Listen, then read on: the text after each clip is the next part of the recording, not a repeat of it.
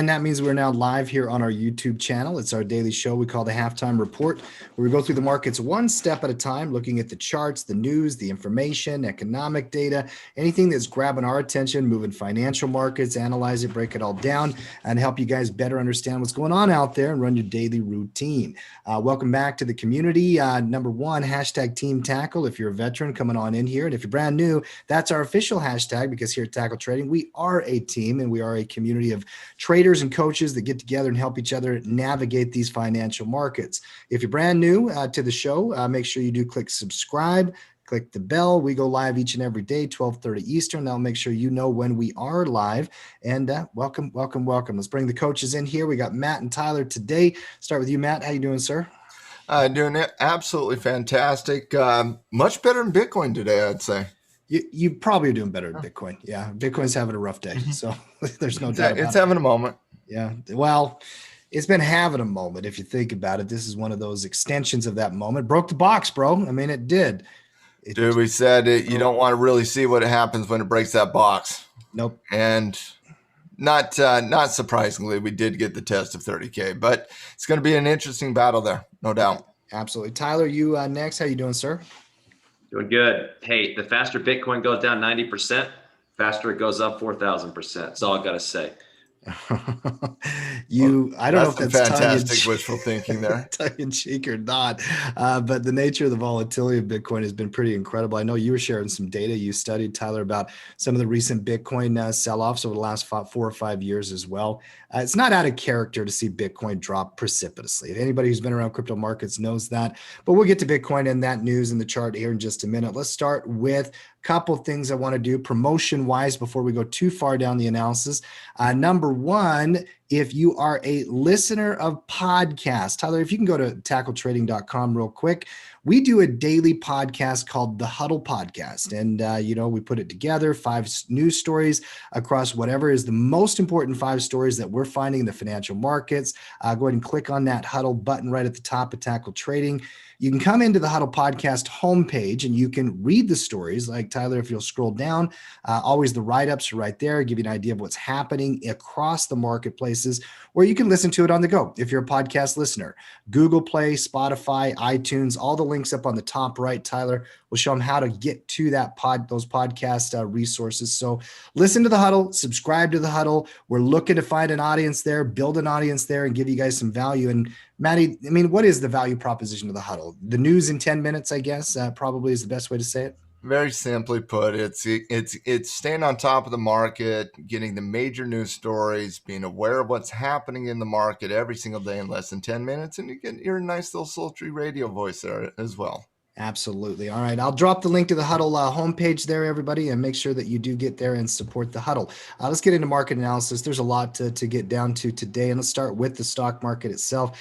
Tyler, we got a technical gap down, across all the indexes. Now they've fired back a little bit here. There's going to be some intraday analysis that's very, very important. S&P 500 now testing a moving average, testing another support point. Couldn't hold that 410 on the SPY, the 4100 on the ES contract. What are you seeing now in this chart? Yeah, I mean, look, you wake up this morning, you see Bitcoin getting crushed. Whether or not that was the catalyst, I don't know, but risk off day or risk off certainly overnight. I think you got to be happy with the performance so far from the open. To your earlier point, I mean, here's your down gap, and not a whole lot of follow through, and you've seen a nice little recovery, especially in the NASDAQ and growth stocks. But this makes it more noise to me and less of an oh my gosh bearish. We're going down. We're not out of the woods, but I will say in the short run, I do like that we've started to recover a little bit off of the opening down gap. And importantly, to your earlier point, we are holding the 50-day moving average. We are holding the prior pivot low. You break that, and then this starts to look more like the downtrend in the NASDAQ. So I'll be interested to see if we can hold today's low. If so, I think the market remains somewhat constructive. You take out the low, and then you got a more ominous signal there. Mm-hmm. Matt, what about you? How are you reading the price action on the S&P here this morning? Yeah, very similar to what Tyler. I mean, the gap down was on the overnight action. You had some news coming out of China from a regulatory perspective that obviously had a very big impact in the crypto space. But honestly, you really didn't start seeing the volatility in the crypto space till about an hour before the actual market open here today. But if you'll go to kind of the Bitcoin futures chart here, you'll see a violation on the intraday data right there at about 8 p.m. your time. You'll see a violation of about 42K.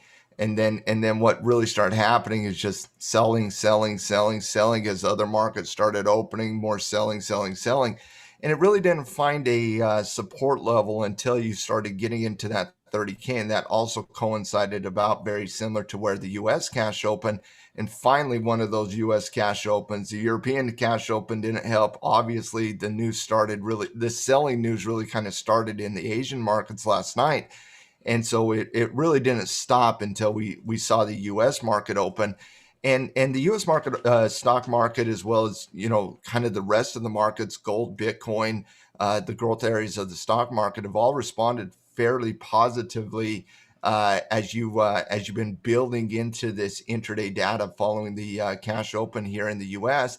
And now you're back above 38K, 38K in Bitcoin. And so it's going to be an interesting day, no doubt about that. Very volatile, but the recovery has been fairly strong so far. So do you think the crypto route is what bled into the stock market here this morning, Matt? I mean, 100%, yeah. 100% that news coming, because it's not just, I know the news is relative to Bitcoin and specifically out of China to Bitcoin, but it's also regulatory news coming out of China. And regulatory news coming out of China typically does have an impact to the negative side from growth areas around the world. So, Mhm. and it's not just the Chinese regulatory news. It's where the market is right now, right?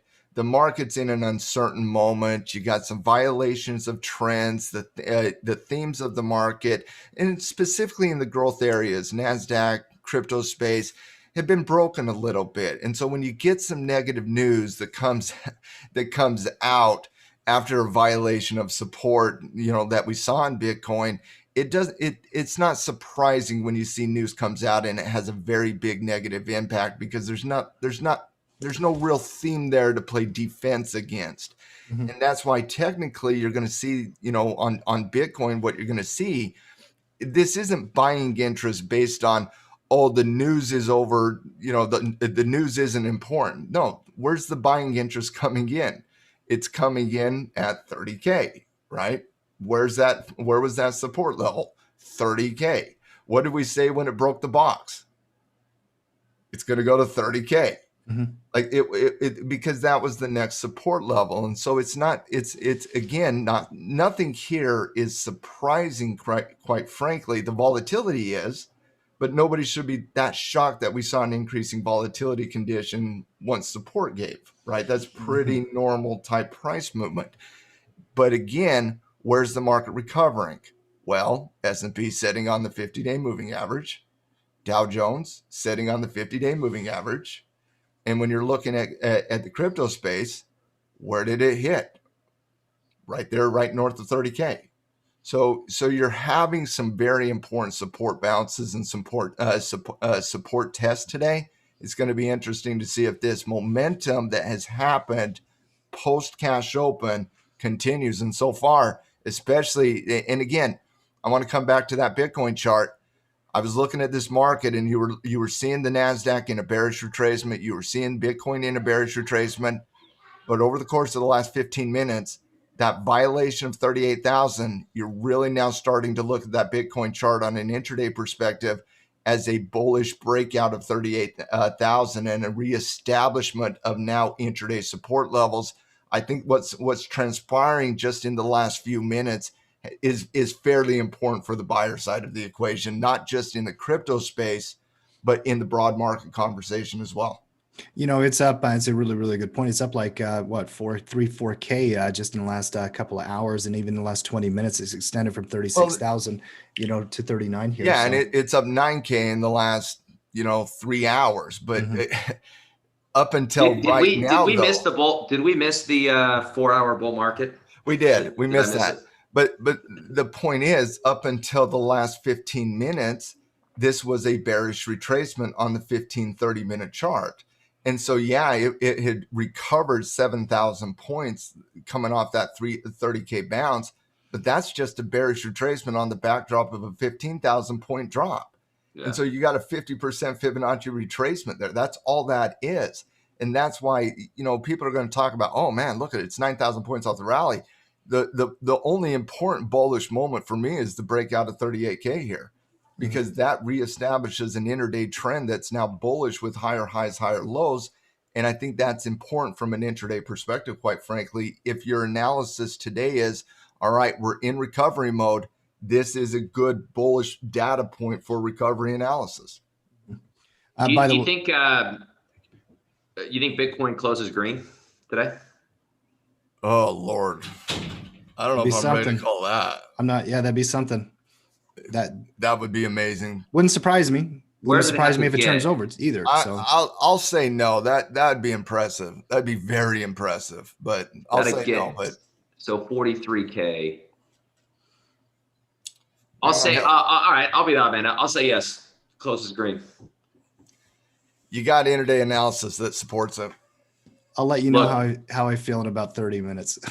No, I'll let you know at 3:59 p.m. Eastern. I like that 38K breakout. I'm not going to go against it. There's quite a tell on the daily as well. By the way, you were talking about 30K if it breaks the box. I don't know if we thought it was going to happen in 2 days. Obviously, some of the news did impact it here, but that technical sell-off through the middle of the night and early this morning, that's not when that news came out, Matt. As to your point just a few minutes ago, China did come out and announce they're going to ban cryptocurrency transactions. So you can't pay with Bitcoin, but you can still hold Bitcoin in China, by the way. So there's some nuance here, and it's not the first time China's come out strong against the crypto market. So news can affect a market in any different way, but especially when there's technical weakness, I think you're seeing what's happening in a volatile asset like it is right now. This is not the first time, nor is it going to be the last time that China increases regulatory pressure in the crypto space. They've been doing it for years and years and years. Do you think they eventually reverse that and allow transactions at some point in the future? Probably. Yeah, probably. Probably. Yeah, once they can get more regulation or feel better about it or whatever it is, volatility simply settles because down. China tries to lock down regulations doesn't mean people won't use it anyways. That's right. So again, it's just not a new analysis. The point is for me, and it comes back to an entire philosophy I have in the market. When support is violated, it really doesn't matter what the news is. If it's even to the point of anything besides just bullish, the market's going to use it as a reason to sell. Yeah, what they taught me in technical analysis kindergarten was news follows price, right? And so it tends to, you get a nice uptrend, and lo and behold, hey, surprise, surprise, news tends to be positive. You get this thing in a downtrend, and they start for whatever reason, that bad news starts to come out of the woodwork. Herd mentality 101. It's the psychology of the market. Absolutely. Speaking of the market, let's go back on the broad markets for a second. Matt, you mentioned the different indexes. We were looking at the S&P a minute ago. Tyler, can you run me through all four? Just tell me relative strength, weakness wise, what you're seeing. Yeah. So if the S&P is your benchmark, you're down 0.7%. So back of the envelope, anything that's down more than 0.7 relative weakness today, at least, anything down less than that relative strength. The tell again for me is, do we hold the 50-day? Do we hold today's low? If you look at the NASDAQ, remember, so this is a bit of a changing character. This has been the weakest area, and they came after it and bought it up today. I don't want to quibble over just a 0.25%. It has bounced back more than the S&P. It did hold the pivot low. If you want to prevent a bigger decline, you now have had multiple tests of this 316 on the Qs. So there you go. That's your line in the sand. That's like the low of the box in Bitcoin. You don't want to take it out. It looks ugly after that. So I don't know. I mean, look, we made the low in the first 5 minutes. Yeah, it's pretty impressive. Like right when the cash open hits, they buy it. So far so good. So far so good. we're not changing the trend. We're stabilizing though, and that's good. So we'll see if And they Ty, can can I add visualize. to that on the NASDAQ very quickly? Yeah. I don't think people should be surprised that we reestablished that 316 support level based on the bearish retracement, especially the last couple of days, struggling right there at that 50-day moving average. Yeah. Whatever the news was, I kind of felt we were going to retest that. And I also feel that retest of 316, although it could have got scary in the short term, now that it is held on the intraday at 316, Yeah. now you got a support level that is historically defined on that intraday chart. And I think that's important for this short-term analysis to see if this reversal can play out. Because if you're looking at the reversal coming into yesterday or a potential reversal, you're talking about a V-shaped recovery, break out of that 50-day moving average, and then you're fighting against the 20-period moving average. I think it becomes a little bit more difficult analysis than if you do reestablish 316 as a support level and you give those buyers that very clear line in the sand at 316 that gives them stop loss placement, justifiable technical reasons to get in, to get involved in and to participate in the market recovery.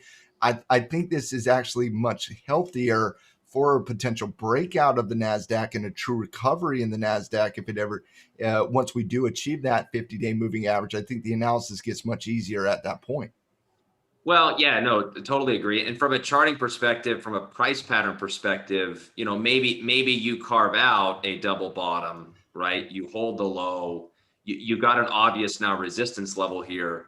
Give me a nice little W and a breakout, and let's rock. Well, right? and kind of that's what we were talking about last week when we downgraded the NASDAQ, and we've talked about this, and I literally said this last week. I said, I don't think you're looking at this as a V shape. I think you're looking at this at this point as more of a traditional W formation, a reestablishment of support. That's what we're seeing in the NASDAQ here today. So nerve-wracking day, no doubt about that. Especially coming into that cash open. But I kind of like that support level being built at 316. It makes the analysis a little easier.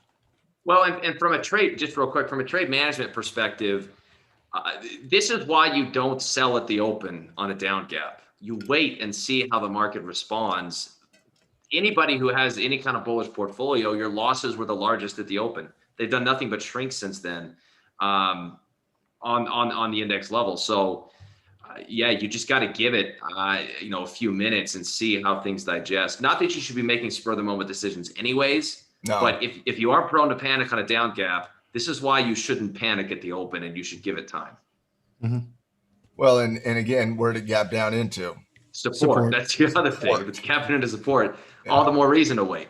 I mean, a gap down that violates support, I might have a different thing to say on that one, right? Yep. But a gap down into support, and again, it wasn't just the NASDAQ. It really was, in the futures market, Bitcoin coming into that cash open right at 30K. You had the NASDAQ coming into 316 on the Qs, but historical support on the NQ. You had the S&P gap down into the 50-period moving average, and you had the Dow Jones gap down into the 50-period moving average. So obviously, very important support test here today. Not saying push the chips into the middle of the table, give the analysis a little bit of time to breathe. But I do think that test that we're going through is fairly important right now. And again, how many times do we say this? It's what you want to see. Yeah. Right? You're going to have these moments as traders. You're going to have all these moments as investors. They happen all the time. It's what you want to see. You want to see it pass the test. Test yourself every day, gentlemen. That's right. All right. I like, you just made me think of Young Guns. What was it? Estevez? What's his first name? Emilio. Emilio. You got to test yourself every day, gentlemen. That's what keeps you alive. Young Guns. Call back from 1991. I love the market analysis there. Obviously, I did want to take a peek at the small caps here, Tyler, especially whenever you're here. Talk a little bit about this IWM contract. It's moved into a neutral range for several months now. It had a gap down as well. Anything in this chart that is grabbing your attention? Not really. I mean, just remember that when you're in the middle of a range, everything gets harder. It gets messier. You don't want to read too much into the noise. So it's a nothing burger until we take out 210 or take out the upside. I mean, obviously it's down more today. You're still down 1.5%. So small caps are suffering more than the others. But from a just since the open, we've done okay. We've done okay. But yeah, not much to see here, in my opinion. Yeah, not much there as well, in my opinion. All right, let's move through the commodity market then. Then we're going to do some earnings roundup, couple of different company items we'll get to. And then Tyler's got a section for Jedi Options today where we're going to feature Freeport McMoran Copper and Gold, which also gapped into the $40 level. Looking forward to that. Take a look at crude oil next if we can. Crude was under a rout earlier. It's recovered a little bit. Still down precipitously, down 3%. That was down upwards of 5% just about an hour and a half ago. Crude oil inventories came in about 2 hours ago. It did accelerate some of the selling. So what? I mean, that was just on the news. It was already selling from the top there, just generally in a risk-off environment here today. Tyler, how do you unpack the chart now with two of those red candles on a failed resistance test? Yeah, I mean, look, if they're going to sell risk assets, maybe it was wishful thinking to think that crude oil would break out on a day like today. Just forget it. Look, I'm gonna have to reach on my freaking line. I'm not happy about it. This thing was nice. Now we gotta pivot and adjust a little bit. I want this to pull a Bitcoin and into the green just so that I don't have to move this chart. That's what I want. As far as the short-term read, yeah, I mean it's short-term a little messy, but like I don't think you would have been buying this unless it broke out anyways. So does this push a breakout a little further out into the future? Sure. Sure as heck wouldn't short the thing. So I think to me, it just tells me it needs more time. It needs to muster up some more strength before it breaks out. But does it make me bearish on oil? No, I think it's just noise. Matt, what about you? Any change in character here? They are now moving those moving averages more into a flat kind of range. I mean, does this affect a potential breakout for you here? No, the breakout's a lie because if Tyler would draw boxes instead of lines, he would see that. Yeah, I have both. You wouldn't have to redraw those lines all the time, Ty. Listen, I'm going to draw my box line down at 40, and I'll draw the other one up at 100, and I ain't never going to have to redraw them. Listen, yeah, has it violated the box yet? Nope. Listen, my trend lines were legit for 6 weeks. Okay. I can show you my screen. The box is still there. Box still intact. All right. In fact, we're probably right in the middle of that box now. No. You're still good. Your 50-day moving average. Again, Tyler's 100% accurate. Nobody's buying unless it's breaking out.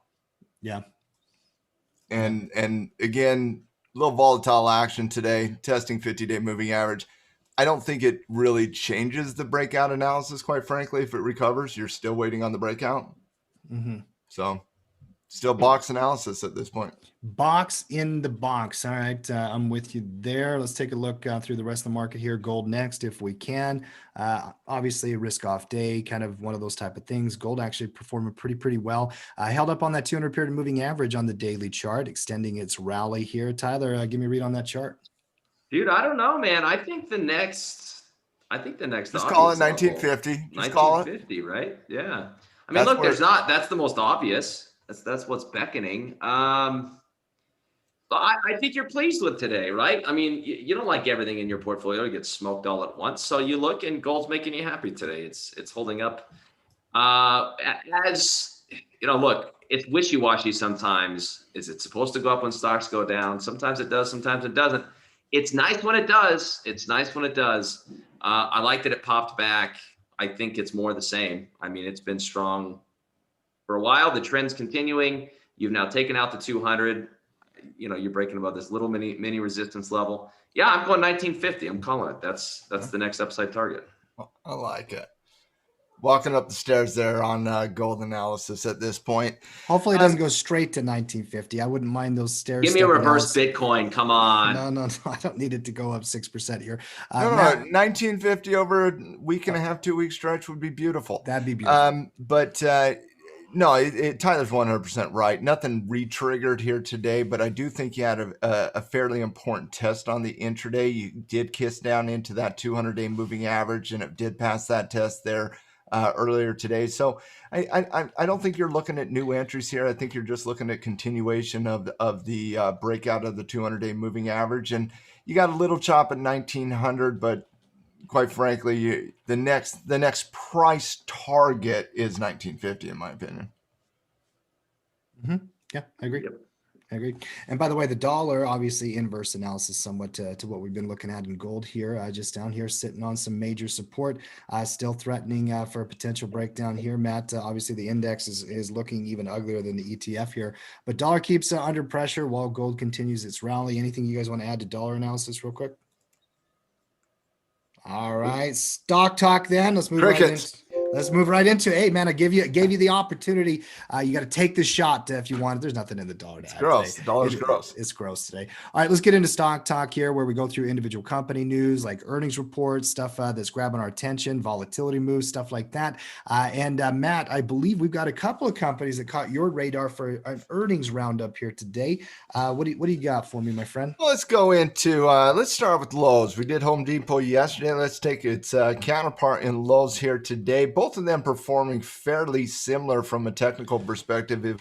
If you'll just take a quick peek at Home Depot there, they like to do very similar things here. And so very similar price response on both Home Depot and Lowe's, and also very similar earnings reports as well.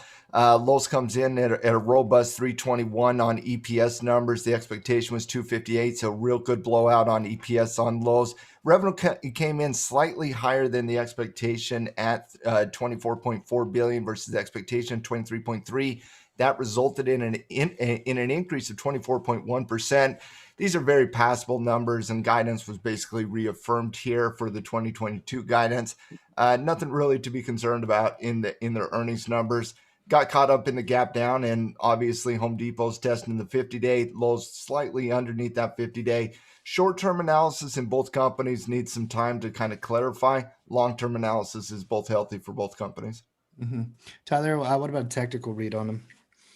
It's tough because anytime you make a higher high followed by a lower low, it's an increase in volatility. It makes it tough. It makes it tough. I think if you like the long-term story in Home Depot and Lowe's, you're looking at this pullback eventually opportunistically. But Sure. on the daily chart, look, you just broke the 50-day moving average. Is this a classic pattern? No. I think you need time. But the long-term chart's great. I think you would actually like a deeper retracement. Give me something down to 180 on the weekly. Get into some old resistance, give me a nice little double bottom or something on the daily chart. Look, I could carve out a pretty nice little script here if the market wants to follow it. But I think today, you got to wait. I don't think this is actionable. Yeah, daily chart. Put it back on that weekly chart, though. I do think any deeper pullback here needs to be looked at, though, from a position or a longer term perspective. When you're talking about that 180 level on Lowe's, that's a real good line in the sand, a very clear line in the sand that's going to play a role as a support level. There's no doubt, in my opinion. And when you're looking at the valuation on Lowe's and Home Depot, both companies have done really, really, really well post-pandemic. And obviously they're tied to a lot of what's been working in the stock market over the course of the last year or so, both in terms of they got a pandemic bump based on everybody refurbishing their homes last year, right? And then they got the cyclical bounce coming into the reestablishment of economic analysis, November, December coming into 2021.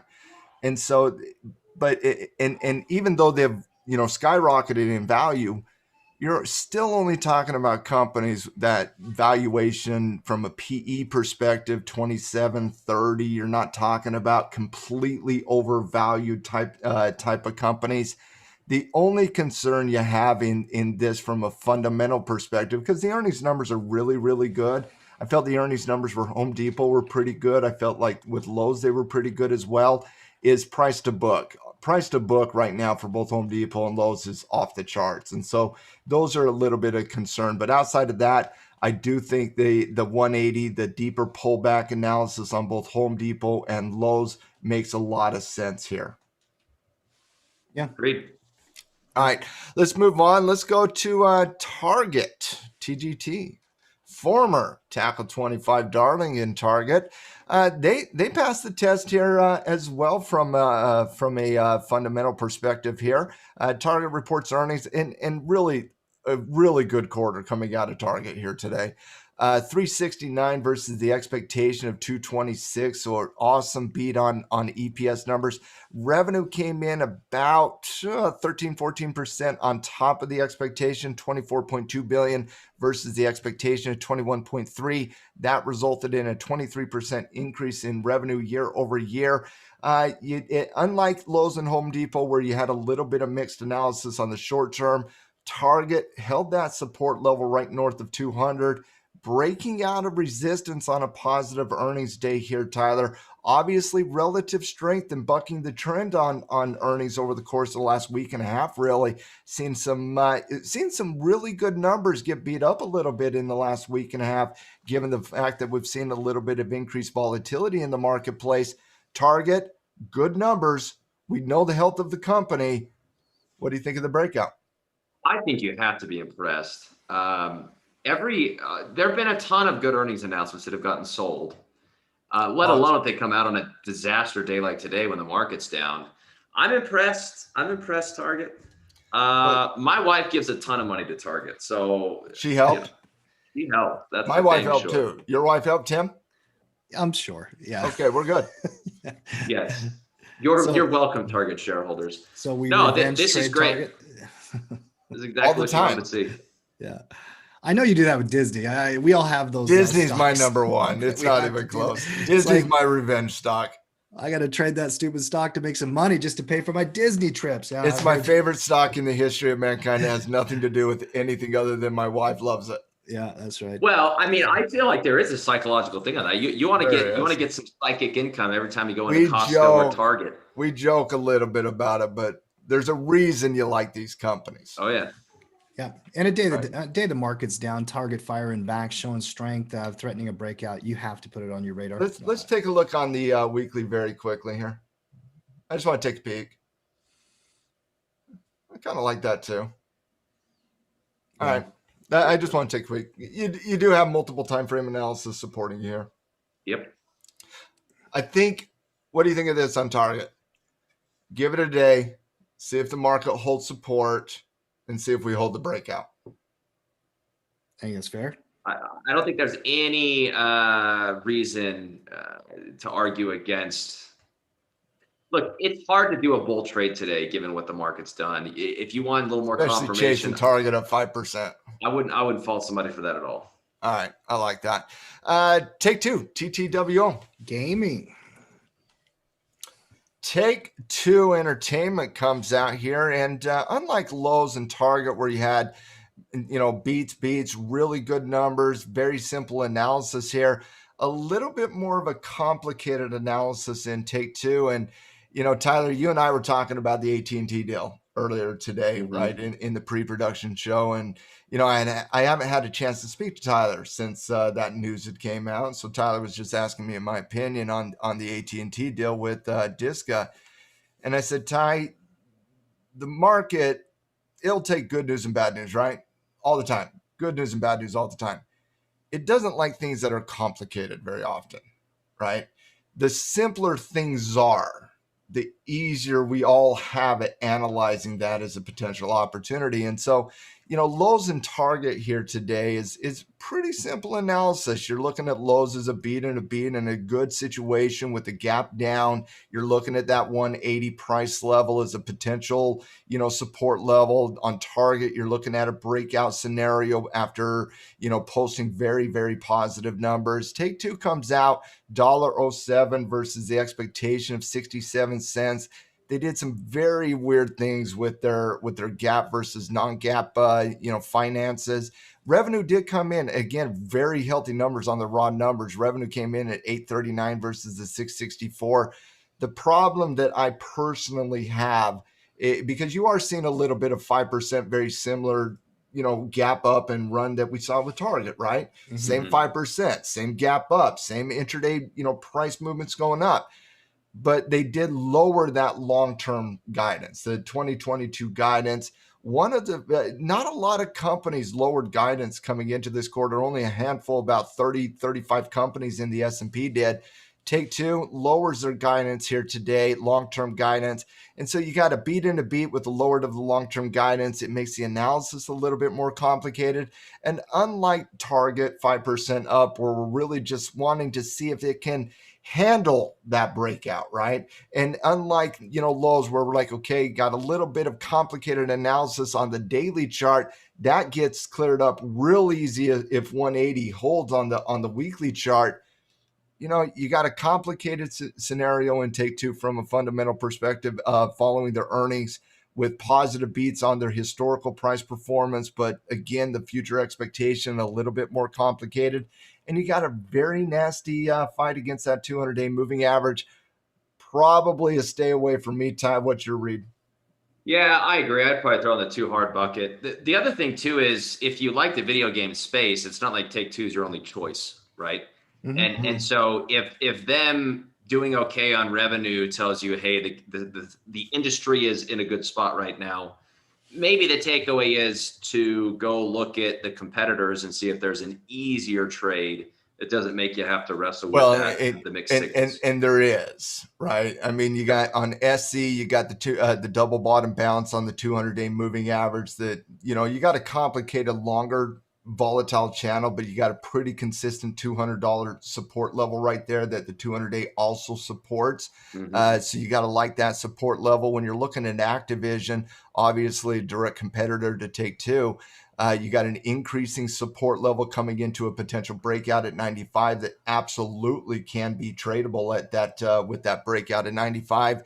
And when you're looking at EA Sports, not something that I would be looking at, but obviously a little bit healthier from a price perspective than Take-Two is. So yeah, I honestly, it's a stay away, and it's probably a stay away against not only the market, but its counterparts in its industry.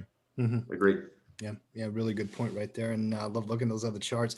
My preference is Activision. It's what I brought up on Queen's Court yesterday. I like that one. And honestly, the gap down a little bit earlier today, not a big gap down, but the price response holding that support channel, that's very important for that breakout.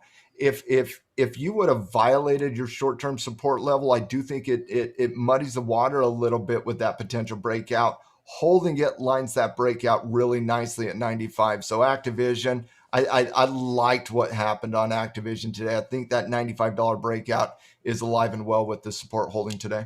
Agree. It's on my radar. I'm going to be watching that one like a hawk. All right, a couple more. Any more earnings, Matt? No, the rest were garbage. Yeah, those were the ones I saw that were pretty important. Real quick one from me, just one or two stories. Shopify talked about in the huddle today. Yesterday, they did announce a partnership expansion with Google. There's 1.7 million merchants that sell their wares and their goods and their services on Shopify. Google is going to start featuring that more in the search results, and you know how powerful Google search is. Is there anything in Shop's chart here you're interested in, Ty? So, I mean, this is a growth stock, so it kind of goes along with the NASDAQ and the areas that have been under pressure. This is tough. This is tough. I mean, I'm not usually excited about trading a stock that's got a flat 200-day, a flat 20-day, and a flat 50-day. It just feels like I'm trying too hard. So on the other hand, it's like, well, what about a breakout? I mean, look at the last time it broke resistance here, and then it broke resistance here. It's messy, man. This is a messy spot. I think that there's just an anchor around the ankle of these growth stocks, making it difficult for them to fly. As long as it stays above, that 1,000 level, sure, it's okay. But is this a trade setup for me? No. Matty? Any interest in a bull put under 1,000? Well, that would be the way that. I mean, now you're speaking my language. So yeah. I'm looking at, we're going to do a little bit of Jedi Options later. More of a cash flow play versus directional, yes, 100%. Yeah, okay. The trick is with Shopify, the option spreads can be nasty. And you got on the, let's say, $1,000 contract where you have a lot of open interest, you still have a wide bid-ask spread on it. Yeah. And that makes it complicated. Yeah. can be This tricky. goes into the bucket with Amazon and Google. Give me a 10-for-1 split or something. Yeah, get it down there. It'll be a lot easier to play. Agree. 100%. All right, that's it for the news here today. Obviously, top-down analysis from the markets. We are done with that part of it, but we do have a fun segment we've been doing every Wednesday next called Jedi Options. And Coach Tyler, he is the architect for a reason, one of the best option traders I've ever known in my life, great educator around implied volatility and theta and delta and all those components that can be tricky if you are a new option student. And so we decided to let Tyler have a little bit of a playpen every Wednesday and kind of geek out in the options market, different strategies he likes to play on different components. And Tyler, today, what do you got for us for Jedi Options? All right, so you take a look. Anytime the market has a nasty down gap like this, you can look at bullish trades that you're losing on and be a little depressed about it. But you can also get excited. In every sell-off, there's always a silver lining. I'm sure there are stocks out there that you've missed, that you've been waiting for a retracement. Those are the kind of things that I key in on a day like today. And so, me trying to go bottom fish in a tech stock, that's less interesting. What's more interesting to me is looking for areas that have been leading the market, areas that have been strong, that are falling in sympathy today with everything else. And there has perhaps been no area stronger than basic materials, the area that's been linked to inflation and just demand for commodities going up. So FCX, this is a fan favorite, primarily because, and all those other stocks out there can listen up. If you want to be a fan favorite, all you other stocks, you just be as well behaved as FCX and we'll love you. It's been very consistent. Breakouts have paid out. Pullbacks have been buys. And I've used this on TradeMaster quite a few times in the last couple of months. But this caught my eye today. It was down 6-7% earlier this morning. And anytime a stock that I like is down 6-7%, I look at that opportunistically. I get excited for building trades around it. So the technical pattern here, a little bit choppy. I don't care. I like the long-term trend. What I like is the pullback today right into an old resistance level, right into the 20-day moving average. And I like that it's holding. So far you've seen kind of a doji candle form today, which tells you the intraday weakness, the morning weakness was bought. Intraday we've bounced back. So that was the first thing that caught my eye. A little pullback on the technicals here to a support zone. The second thing that I liked was what it did to the volatility. We've had a bit of an increase in implied volatility over the last, couple of days, actually. Today we had an increase in volatility. As you would expect, across the board, implied volatility pops when you get a sell-off like you did this morning. So that inflates option premiums. It makes calls and puts more expensive, which works against you if you're buying them, but it works for you if you're selling them. So I got a bull pattern, I got expensive options, and I got a stock that's around 40 bucks. If this was a $400 stock, I'd be thinking bull put. As a $40 stock, I'm thinking naked put. And so this is going to be a naked put play, although I guess I got to give you a choice. So I do have another alternative, but let's take a look at the naked put first. Any questions on, or any comments, Tim, before I get into the trade? Not really. And obviously we can reiterate a couple of concepts you've been teaching here that I think are very important. If you're a veteran of the options market, you already know implied volatility has a direct impact on option pricing. Okay. And so option traders, in their toolkit of all the strategies that we can use, whether it's 3, 4, or 15, right? Whether you just have a couple simple ones like naked puts and spreads, or you do a lot of different complex stuff, implied volatility is a very important consideration. And there's a simple thing that traders try to do on higher implied volatility. They want to be a net seller of the option spread. So I think it's just a wonderful setup for your analysis here, Tyler. And I just wanted to reiterate that point because that vol spike is why you're interested in looking at what you're looking at. Correct. If the IV was at the first percentile, the low end of the 1 year range, it would be a little bit harder sell to convince somebody to do a naked put. Specifically, we're going to be able to go further out of the money than we normally would be able to do, and get a better return than would normally be available. So those are two of the perks. So I'm going to go out 30 days. I am partial to monthly options over weeklies. They tend to be more liquid, tighter bid-ask spreads, higher open interest, easier to get filled. So unless I have a really good reason to use a weekly, I'm usually going to default to the monthly. So I got June 18th, 30 days out, which is also good as far as time decay goes. And I'm looking at these out of the money options. And one thing that I like about FCX that makes it such a good trading product is you have strikes available in $1 increments. So, between the 10 delta and the at the money, you've got, I don't know, 8 strikes to choose from. So we got plenty of choices. Bid-ask spreads are a few pennies wide. Again, makes it a really good trading product. I like to sell low deltas when I'm selling naked puts. Stay on that thought for a second, because give me a look real quick at CrowdStrike, CRWD. I was having a conversation just earlier today with a student about the nature of bid-ask spreads and why they matter. In fact, we are talking about it just in the chat in the halftime report earlier. Somebody had a question. And if you look at the spreads on other companies, like CrowdStrike's still tradable in the options market, but it's different in character from Freeport Mac. Like if you look at like spreads that are 40 cents, 30 cents, 20 cents, that makes it a little bit more difficult to get the fill that you're looking for than the penny cent spreads like on a Freeport Mac, Marin, copper, and gold. So spread distance does make an impact in the way that you think about it. So when you get products you love, and you can go back to FCX. I just wanted to show the difference in how some chains are, even that subtle thing being penny options on the spread you're going to trade usually ensures you're going to have the liquidity you need and the volume you need and the open interest you need to get good fills and efficient fills as you're trading these strategies. Yeah.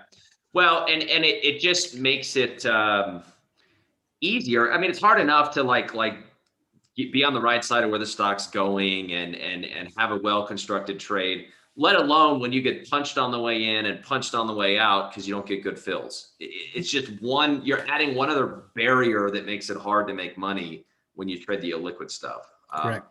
And in this day and age, it's not like you're lacking for choices. There's tons of things that are liquid. That deserves the attention in your list. So yeah, well said. All right, so you have quite a few strikes here that you could convince me that are interesting, but I'm kind of keying in on this 13 delta, getting about 51 cents. I'm at the 35 strike. So if I sell that, if I get 51 cents, the initial margin requirement is about $350. This is one reason why I like the stock price. Sorry, the $40 stock for a naked put. $350 is cheap. $350 is cheap. So $51 on 350, about a 15% return for a really low delta. But by naked put measures, that checks pretty much every box I need to check from an ROI, from a probability perspective. In other words, I have about an 87% chance of making a 15% return, right? That's good. And if I look at the chart, I say, well, how comfortable am I wagering we're going to stay above 35? Pretty comfortable, okay? Because I like the stock. It's in a good trend. It would have to break the 50-day moving average to get there. Bonus, if I'm willing to buy the stock, then I'm going to get it around $34.50 if I get assigned. That opens the door to maybe selling covered calls. But fundamentally, that's the naked put, 35 strike, June, 87% probability of a 15% return. I'll give you the second one here in a minute. You have any feedback on that one? No, I like it. Pretty standard, pretty straightforward. You're below moving averages. You're at support points. Just curious, if I look at the trade tab, just want to take a look. If I go really, really deep, there's just not enough money at 30. I mean, you're only getting 11 cents. So if you really wanted to go that extreme 0.03 delta, there's not enough compensation probably. So I like where you're at. I like that 50-cent credit on the 35 strike. You could go, I mean, if you wanted to increase probability, the 34 strike will still pay you more than a 10% return. Mm-hmm. I'd be okay at the 34. 33, 28 cents on 30. Like that's the straw that breaks the camel's back for me. So 34 would be about as far as I could go. Okay, say. All right, so what do you got it to compare against? Okay, so then so if you say, all right, well, I mean, FCX boy, if you went directional, it feels like that's where you would have made big money. True. I mean, this thing's gone from $15 to 45. So obviously it's been rewarding directional traders handsomely. So what if I wanted to be a little more aggressive and bet this thing's going to get back up to $45, maybe even pushing up to 50? Why not use this pullback as an opportunity to buy a call spread? Yeah, why not? I think it's a decent idea. The higher implied volatility, we can hedge that. That would work against me if I just bought a straight call option. So what I'm going to do to make it less of an issue is I'll just buy a call and sell a call against it. Then your volatility exposure is pretty minimal. So this is going to be a bull call spread. I'm not going to do a diagonal. I don't think I need anything overly fancy. I was just looking at buying the 40 call and selling even just the 45. Buy the 40, sell the 45. You're going to get a pretty good potential return. If you think it can get back up there in the next 30 days, if you want to go a little more aggressive, I don't mind using June. If you did that, buying the 40, selling the 45, you're paying about $2. It's a $5 spread, so you can make $3 on two. It's 150% potential return. The only other consideration would be maybe if you wanted to go to July, it's a similar price. It's just going to give you an extra month if you want a little more time. But paying $2 on a $5 spread to me is a pretty good, return on investment. 45, I think, is a very doable target. Shoot, we were there yesterday. It's not like I'm asking for much. So the probability is still pretty good. And instead of making a 10, 15% return, you got the potential for hitting out of the ballpark on 150% potential return. Mm-hmm. Matt, thoughts? I know you love the company. Obviously, a gap down into support here, finding and testing the moving average. Tyler's presenting two different concepts here: a naked put at 35 strike or 34 strike with high probability, taking advantage of the vol spike, or a bull call spread to potentially play the direction here. Matty, what do you think? It's an interesting case study here because you got to love FCX at $40. You're testing. You don't love the pattern coming into that $40 test, but you just love $40. It's an old breakout channel, new support. You got the 20-period moving average. Again, it's not pure technical step system mechanics because you have a felt high base. And so your short-term analysis is a little mixed. But I really like the 40 handle quite a bit. And so I do like the bull call side of it. The concern on the bull call side is 2 points. Number one, the technical concern that we just talked about, and then the volatile concern. That's why you sell that call, but you're still talking about fairly high volatility right now. And so if your sixes on that, on the trade, you'll take the naked put side of the equation because you're getting a little bit more premium due to the volatility. And so when in doubt, take the cash flow because you're getting a higher cash flow rate on a quality company. And if you like it at 40, you're still going to like this company at 35 on the weekly chart. So I do like that 35 naked put. The only question that I'd like to geek out on is the difference on 33, 34, 35. And the question is, I really like the 32 handle from a support level perspective on FCX. So anything above 32 is quality for me. 35, 33, 34 would kind of be that zone. I'd like selling a naked put where you have a really good foundational support level under it. Just in case it does go under, you have support battling for you if it has to get put to you. It's just a little bit of just an additional bonus for you when you got support fighting for you. And I get that you're not getting the percentage return at 33 or 34 that you typically geek out on, but we're also talking about 8, 12 type deltas. Yeah. And when you're getting, say, a 10% return, and let's go to the 30, like go to your delta column. Yeah. Okay. So go to the 34. So if we sold the 34 contract on an 11 delta, we're going to get 39 cents a contract. We're going to have to put up about 10% of the price, which means we're getting about 11% return against an 11 delta. That's a 100% ROID. That's really good. And so when you do take into account delta, yeah, you're getting a little bit less cash flow, but you're getting a higher probability level. You're also getting, if you do have to get put to you, you're getting it at 34 instead of 35, which means your cost basis is a little better there as well. So I would just, the only thing I would, bring to the table is the discussion on ROID, and if we can justify the 34 or the 33 instead of the 35. But I like them all. They're all good. I'm not saying one is better than the other. It's just I do like the 34 a little bit better than the 35, just given the fact that you're getting a little bit more probability, a little bit more ATR range, and a very similar ROID. I love it.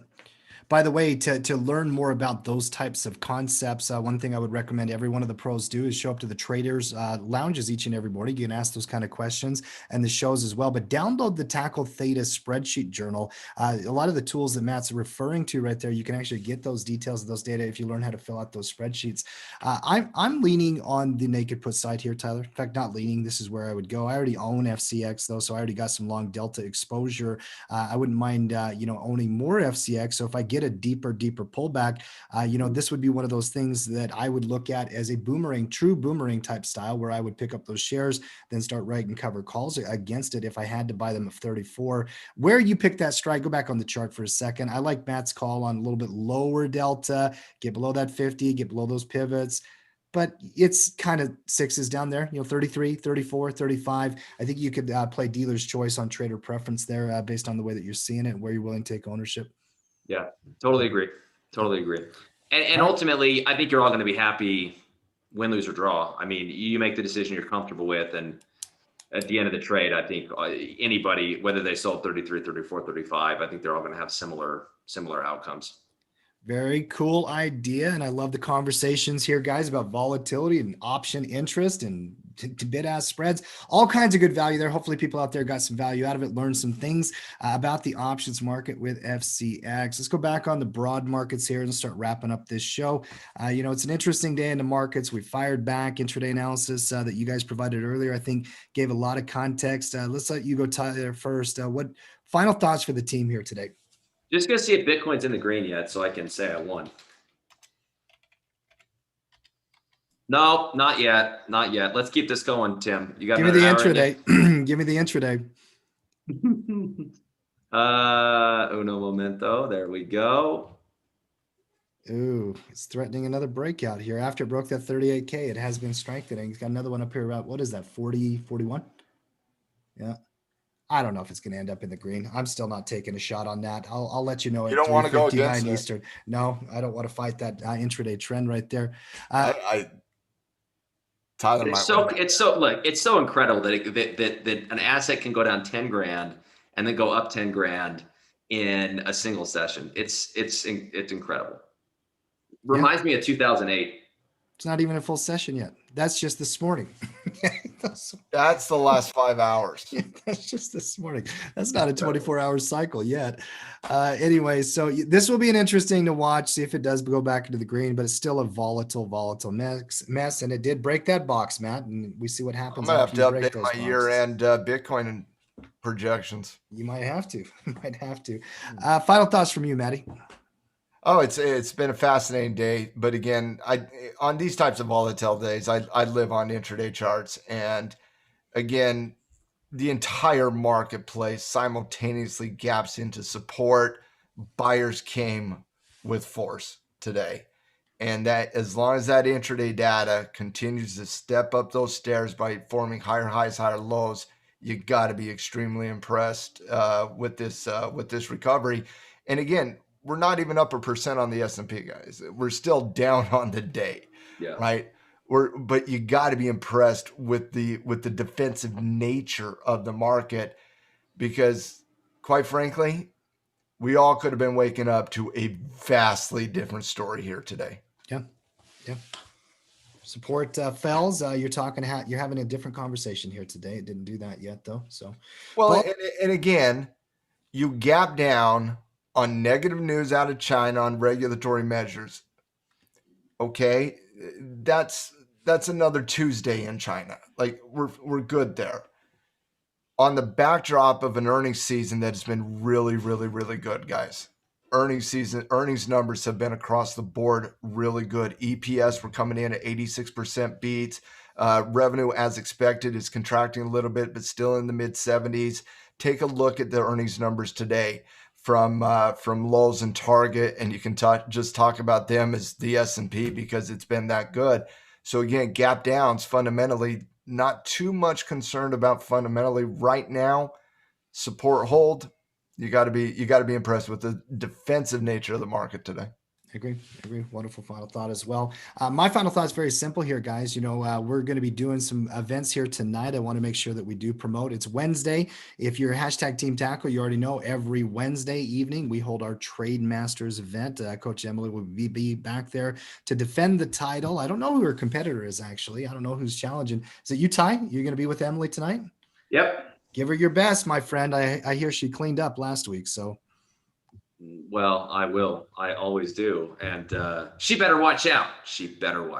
Well, you might need to butter up a judge or two on that one, from what I understand. But Emily and Tyler tonight, 7 o'clock Eastern, where we go through and the coaches submit different trading ideas and picks for analysis, and knock 3 times and look who shows up. Coach Mark, we're just promoting Trade Masters as the very final thought. Kind of give us some hype around the show there tonight, Mark. Listen, from a consumer standpoint, as a consumer of individuals that know what they're doing to give me trade ideas, I have loved Trade Masters. It has really added to my own routine. 2 coaches come, give 5 trade ideas each. I particularly love them in volatile markets. The coaches have been, and we've had several of these over the 4 or 5 months we've been doing Trade Masters. They've been good ideas. They've been good ideas to play the market. Love Trade Masters. It's a practical benefit to your trading week. Absolutely. That'll be 7 p.m. Eastern Standard Time. Make sure you come back and attend that live. Then after Trade Masters for pro members tonight, we got a Traders Lounge, 8:30 Eastern. So you can get questions answered, see how these markets close, go in and talk about option spreads or volatility or whatever is on your mind you need some help with if you're a pro member at Tackle Trading. You already know the value of those lounges. We have one tonight, 8:30 Eastern. And Mark, who is hosting that one tonight, by the way? Greg, Coach Greg. Old Money Holmes. Tonight. Fantastic. All right, guys, that's it for our day here today at Tackle Trading. We'll be back tomorrow with the halftime report. Same time, same station. If you've not done it yet, click that subscribe, click the bell, get the alert whenever we go live so you don't miss any of our programs, and we will see everybody then.